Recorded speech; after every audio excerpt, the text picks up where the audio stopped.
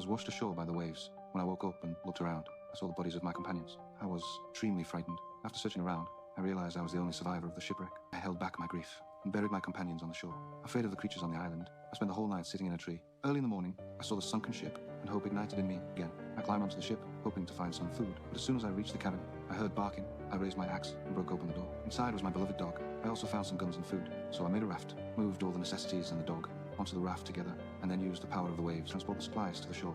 After some repairs and adjustments, I decided to explore the forest, but I walked for a long time and didn't see a single person. The next moment, I froze. At the end of the forest was still the sea. I collapsed to my knees. I was alone on Tyre Island. How could I survive?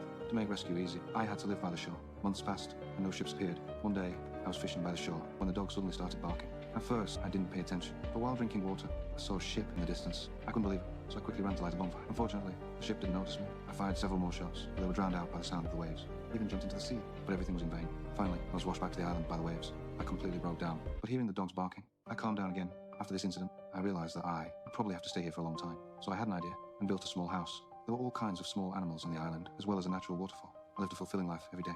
I also erected a monument to record the number of days I had been stranded. Gradually, I adapted to this kind of life. Usually, apart from going out, I played the flute, and the little dog danced beside me, but it was nothing but making the best of a bad situation. One day, while taking a leisurely walk, I saw a big footprint. I felt something was wrong, and immediately ran back to my residence. After loading ammunition, I followed the noisy sounds to the depths of the forest. I saw indigenous people holding a cruel ceremony. Seeing that a second person was about to be killed, even though I was very scared, I still fired a shot. In the chaos, the man escaped. We ran into each other on the road. Suddenly, he snatched my gun. He didn't know how to use it and thought it was just a stick. The tension between us was palpable. To protect myself, I shot him.